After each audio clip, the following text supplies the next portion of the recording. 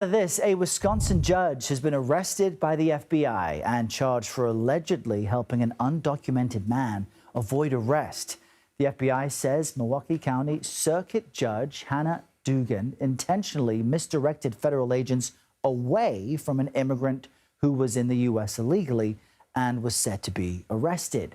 CBS News Justice correspondent Scott Macfarlane joins us live at the Department of Justice with more on this case. Scott, I think I was with you at the end of last week as this news broke. And now that we see what the charges are and how things unfolded, help us understand why this judge has been arrested and if federal agents have the authority to make the arrest as they made it.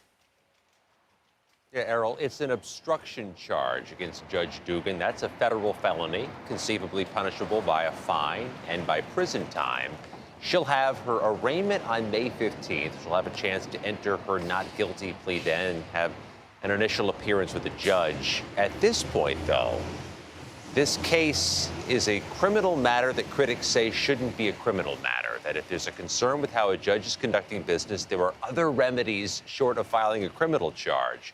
Administrative remedies, file a complaint with the bar, a complaint with the judicial conference versus going the route of federal criminal prosecution. But not only was Judge Dugan arrested and charged, it was a photographed event. The FBI director on Friday night posted a photo of Dugan in handcuffs being ushered out by federal agents. That level of attention to this case ensures this is now a flashpoint.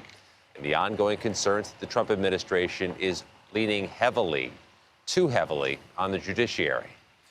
And Kash Patel, I believe, the FBI director, issued a social media statement, a tweet about this, and then deleted it. So it kind of speaks to your point on the spotlight. And this is just one of many tension points between the Trump administration and the courts, especially as we look at immigration cases still making their way through the legal system. So big picture, Scott, what is at stake here?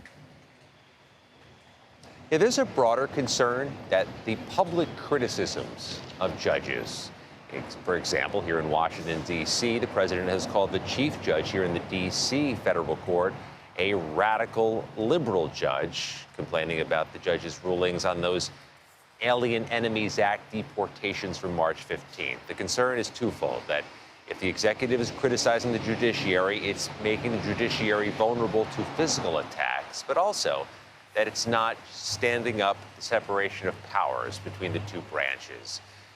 Presidents have criticized judges before, but there's a concern about the volume of criticisms in several different meanings of the word of volume. All right, Scott Macfarlane at the Justice Department for us. Thank you.